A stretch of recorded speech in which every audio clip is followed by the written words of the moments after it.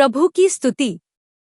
आप इस चैनल को रोजाना सुनकर 1 साल में बाइबल पढ़ सकते हैं। Please subscribe and support. आज के बाइबल अध्याय। विलाप गीत अध्याय 1। विलाप गीत अध्याय 1। जो नगरी लोगों से भरपूर थी, वह अब कैसी अकेली बैठी हुई है। वह क्यों एक विधवा के समान बन गई। वह जो जातियों की दृष्टि में महान और प्रांतों में रानी थी, अब क्यों कर देने वाली हो गई है। रात को वह फूट फूट कर रोती है, उसके आंसू गालों पर ढलकते हैं। उसके सब यारों में से अब कोई उसे शांति नहीं देता। उसके सब मित्रों ने उससे विश्वासघात किया और उसके शत्रु बन गए हैं।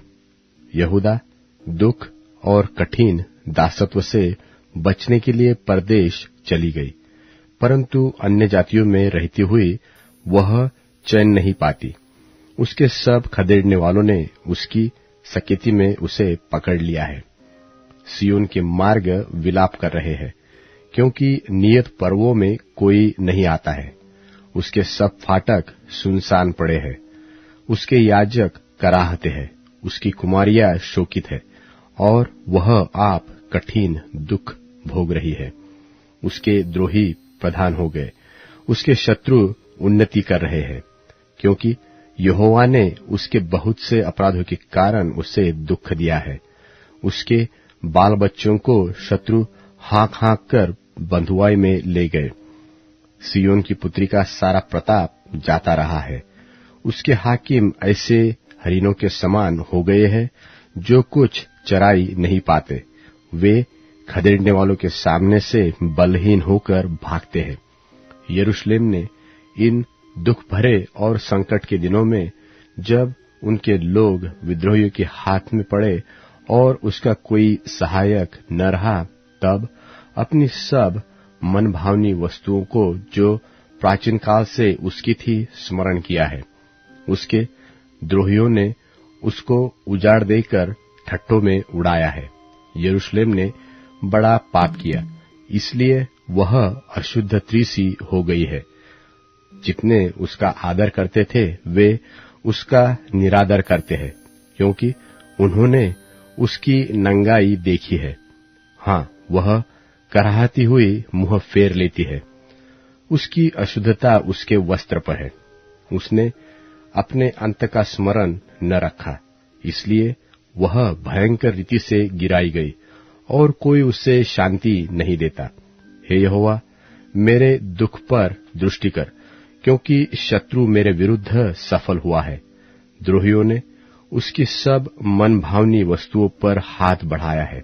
हाँ, अन्य जातियों को, जिनके विषय में तूने आज्ञा दी थी कि वे तेरी सभा में भागी न होने पाएंगी, उनको उसने तेरे पवित्र स्थान में घुसा दिया है। उसके सब निवासी कराहते हुए भोजन वस्तु ढूंढ रहे हैं। उन्होंने अपना प्राण बचाने के लिए अपनी मनभावनी वस्तुएं बेचकर भोजन मोल लिया है। हे यहोवा, दृष्टि कर और ध्यान से देख, क्योंकि मैं तुच्छ हो गई हूँ। हे सब बटोहियों, क्या तुम्हें इस बात की कुछ भी चिंता नहीं? दृष्टि करके देखो, क्या मेरे दुख से बढ़कर कोई और पीड़ा है, जो यहोवा ने अपने क्रोध के दिन मुझ पर डाली है?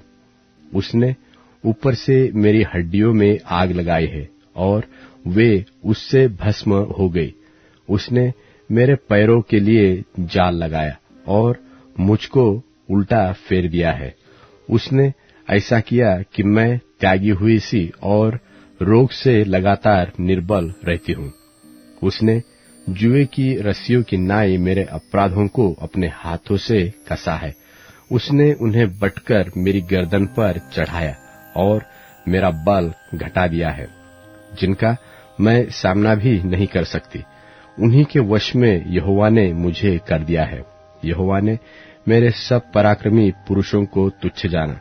उसने नियत पर्व का प्रचार करके लोगों को मेरे विरुद्ध बुलाया कि मेरे जवानों को पीस डाले।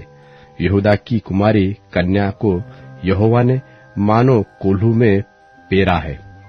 इन बातों के कारण मैं रोती हूँ।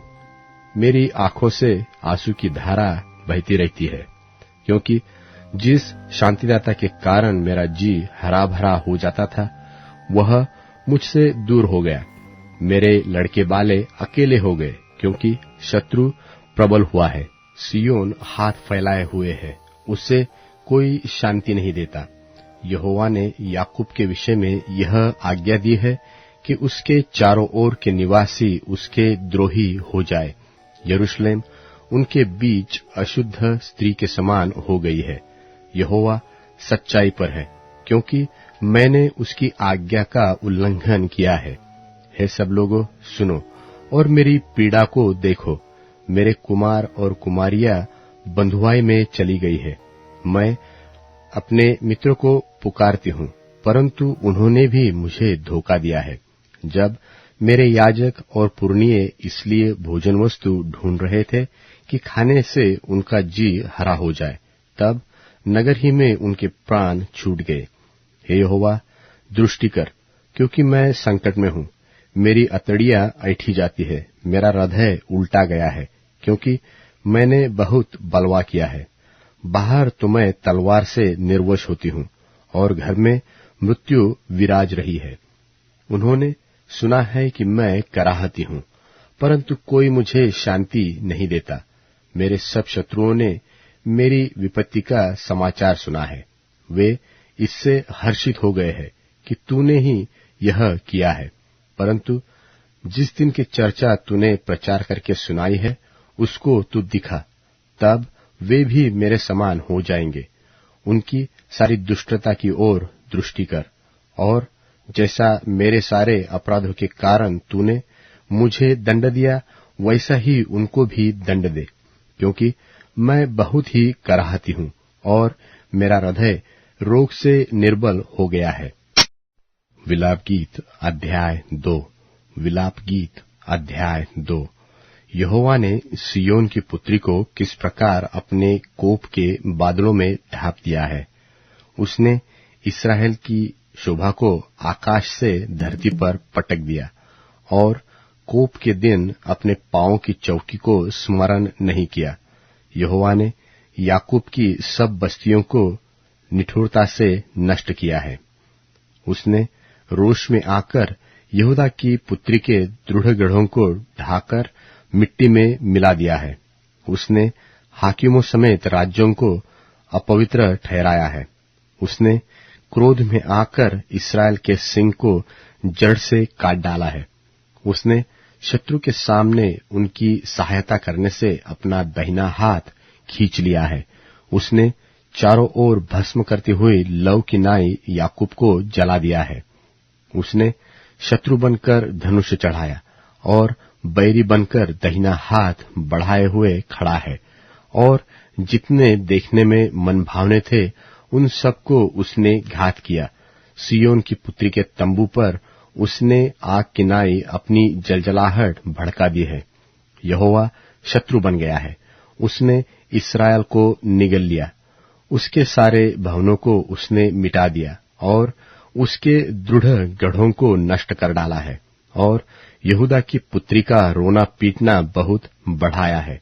उसने अपना मंडप बारी के मचान की नाई अचानक गिरा दिया। अपने मिलाप स्थान को उसने नाश किया है। यहोवा ने सियोन में नियत पर्व और विश्राम दिन दोनों को भुला दिया है, और अपने भड़के हुए कोप से राजा और याजक दोनों का तिरस्कार किया है। यहोवा ने अपनी वेदी मन से उतार दी, और अपना पवित्र स्थान अपमान के साथ तज दिया है। उसके भवनों की भीतों को उसने शत्रुओं के वश में कर दिया है। यहोवा के भवन में उन्होंने ऐसा कोलाहल मचाया कि मानो नियत पर्व का दिन हो। यहोवा ने सियोन की कुमारी की शहर पनाह तोड़ डालने को ठाना था। उसने डोरी डाली और अपना हाथ उसे नाश करने से नहीं खींचा। उसने किले और शहर पनाह दोनों से विलाप करवाया। वे दोनों एक साथ गिराए गए हैं। उसके फाटक भूमि में धंस गए हैं। उनके बेड़ों को उसने तोड़कर नाश किया। उसके राजा और हाकिम अन्य जातियों में रहने के कारण व्यवस्था रहित हो गए हैं और उसके भविष्यवक्ता यहोवा से दर्शन नहीं पाते हैं। सिय्योन की पुत्री के पुरनिये भूमि पर चुपचाप बैठे हैं। उन्होंने अपने सिर पर धूल उड़ाई और टाट का फेटा बांधा है। यरूशलेम की कुमारियों ने अपना अपना सिर भूमि तक झुकाया है। मेरी आंखें आंसू बहाते बहाते रह गई है। मेरी अतड़ियां ऐठी जाती है। मेरे लोगों की पुत्री के विनाश के कारण मेरा कलेजा फट गया है, क्योंकि उन्हें बरन दूध पिए बच्चे भी नगर के चौकों में मूर्छित होने पे है। वे अपनी अपनी माता से रोकर कहते हैं, अन्न और दाख मधु कहाँ है? वे नगर के चौकों में घायल किए हुए मनुष्य की नाई मूर्छित होकर अपने प्राण अपनी माता की गोद में छोड़ते हैं। हे यरूशलेम की पुत्री, मैं तुझसे क्या कहूं? मैं तेरी उपमा किससे दूं? हे सिय्योन की कुमारी कन्या, मैं कौन सी वस्तु तेरे समान ठहराकर तुझे शांति दूं? क्योंकि तेरा दुख समुद्र सा अपार है, तुझे कौन चंगा कर सकता है? तेरे भविष्यवक्ताओं ने दर्शन का दावा करके तुझसे व्यर्थ और मूर्खता की बातें कही है। उन्होंने तेरा अधर्म प्रकट नहीं किया, नहीं तो तेरी बंधुआई न होने पाती, परंतु उन्होंने तुझे व्यर्थ के और झूठे वचन बताए, जो तेरे लिए देश से निकाल दिए जाने का कारण हुए। सब बटोही तुझ पर ताली बजाते हैं। वे यरूशलेम की पुत्री पर यह कहकर ताली बजाते और सिर हिलाते हैं, क्या यह वही नगर है जिसे परम सुंदरी और सारी पृथ्वी के हर्ष का कारण कहते थे? तेरे सब शत्रुओं ने तुझ पर मुंह पसारा है। वे ताली बजाते और दांत पीसते हैं। वे कहते हैं, हम उससे निगल गए हैं। जिस दिन की बाट हम जोहते थे वह यही है, वह हमको मिल गया, हम उसको देख चुके हैं। यहोवा ने जो कुछ ठाना था वही किया भी है। जो वचन वह प्राचीन काल से कहता आया है वही उसने पूरा भी किया है। उसने निष्ठुरता से तुझे ढा दिया है, उसके शत्रुओं को तुझ पर आनंदित किया और तेरे द्रोहियों के सिंग को ऊंचा किया है। वे प्रभु की ओर तन मन से पुकारते हैं। हे सिय्योन की कुमारी की शहरपनाह, अपने आंसू रात दिन नदी की नाई बहाती रह, तनिक भी विश्राम न ले, तेरी आंख की पुतली चैन न ले। रात के हर पहर में आरंभ में उठकर चिल्लाया कर, प्रभु के सन्मुख अपने मन की बातों को धारा की नाई उंडेल। तेरे बाल बच्चों जो हरेक सड़क के सिरे पर भूख के कारण मूर्छित हो रहे हैं, उनके प्राण के निमित्त अपने हाथ उसकी ओर फैला। हे यहोवा, दृष्टि कर और ध्यान से देख कि तूने यह सब दुख किसको दिया है। क्या स्त्रियां अपना फल अर्थात अपनी गोद के बच्चों को खा डाले? हे प्रभु, क्या याजक और भविष्यवक्ता तेरे पवित्र स्थान में घात किए जाए? सड़कों में लड़के और बूढ़े दोनों भूमि पर पड़े हैं। मेरी कुमारियां और जवान लोग तलवार से गिर गए हैं।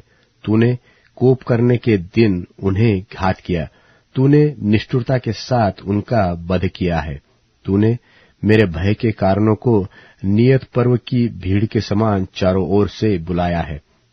और यहोवा के कोप के दिन न तो कोई भाग निकला और न कोई बच रहा है। जिनको मैंने गोद में लिया और पाल पोस कर बढ़ाया, मेरे शत्रुओं ने उनका अंत कर डाला है। तीमुथियुस के नाम पौलुस प्रेरित की दूसरी पत्री, 4 अध्याय।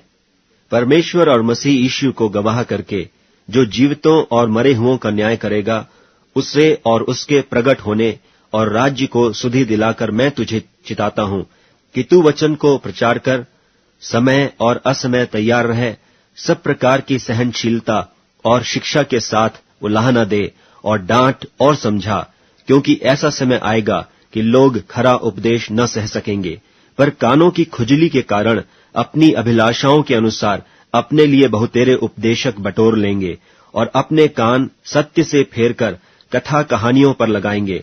पर तू सब बातों में सावधान रह, दुख उठा, सुसमाचार प्रचार का काम कर और अपनी सेवा को पूरा कर, क्योंकि अब मैं अर्घ की नाई उंडेला जाता हूं और मेरे कूच का समय आ पहुंचा है। मैं अच्छी कुश्ती लड़ चुका हूँ, मैंने अपनी दौड़ पूरी कर ली है, मैंने विश्वास की रखवाली की है। भविष्य में मेरे लिए धर्म का वह मुकुट रखा हुआ है, जिसे प्रभु जो धर्मी और न्यायी है मुझे उस दिन देगा, और मुझे ही नहीं वरन उन सब को भी जो उसके प्रकट होने को प्रिय जानते हैं। मेरे पास शीघ्र आने का प्रयत्न कर, क्योंकि देमास ने इस संसार को प्रिय जानकर मुझे छोड़ दिया है और थिस्सलुनीके को चला गया है, और क्रेंसकेस गलतिया को और तीतुस दलमतिया को चला गया है। केवल लूका मेरे साथ है। मरकुस को लेकर चला आ, क्योंकि सेवा के लिए वह मेरे बहुत काम का है। तुखिकुस को मैंने इफिसुस को भेजा है, जो बागा मैं त्रोआस में करपुस के यहाँ छोड़ आया हूँ। जब तू आए तो उसे और पुस्तकें, विशेष करके चर्म पत्रों को लेते आना। सिकंदर ठठेरे ने मुझसे बहुत बुराइयां की हैं। प्रभु उससे उसके कामों के अनुसार बदला देगा। तू भी उससे सावधान रह, क्योंकि उसने हमारी बातों का बहुत ही विरोध किया। मेरे पहले प्रत्युत्तर करने के समय में किसी ने भी मेरा साथ नहीं दिया, वरन सब ने मुझे छोड़ दिया था। भला हो कि इसका उनको लेखा देना न पड़े, परंतु प्रभु मेरा सहायक रहा और मुझे सामर्थ दी, ताकि मेरे द्वारा पूरा पूरा प्रचार हो और सब अन्य जाति सुन लें। और मैं तो सिंह के मुंह से छुड़ाया गया, और प्रभु मुझे हर एक बुरे काम से छुड़ाएगा और अपने स्वर्गीय राज्य में उद्धार करके पहुंचाएगा। उसी की महिमा युगानुयुग होती रहे। आमीन। प्रिस्का और अक्विला को और उनेसिफुरुस के घराने को नमस्कार। इरास्तुस कुरिन्थुस में रह गया, और त्रिफमुस को मैंने मिलेतुस में बीमार छोड़ा है। जाड़े से पहले चले आने का प्रयत्न कर। यूबुलुस और पुंदेस और लीनुस और क्लौदिया और सब भाइयों का तुझे नमस्कार। प्रभु तेरी आत्मा के साथ रहे, तुम पर अनुग्रह होता रहे। भजन संहिता अध्याय 120। भजन संहिता अध्याय 120। संकट के समय मैंने यहोवा को पुकारा और उसने मेरी सुन ली। हे यहोवा, झूठ बोलने वाले मुंह से और छली जीभ से मेरी रक्षा कर। हे छली जीभ, मुझको क्यों मिले और तेरे साथ क्या क्या अधिक किया जाए। पीर के नोकीले तीर और झाओं के अंगारे, हाय हाय, क्योंकि मुझे मेशेक में परदेशी होकर रहना पड़ा और केदार के तंबुओं में बसना पड़ा है। बहुत काल से मुझको मैल के बैरियों के साथ बसना पड़ा है। मैं तो मेल चाहता हूँ, परंतु मेरे बोलते ही वे लड़ना चाहते हैं। अब Amazon music, tune in, Spotify और YouTube म्यूजिक में उपलब्ध है। Please follow it.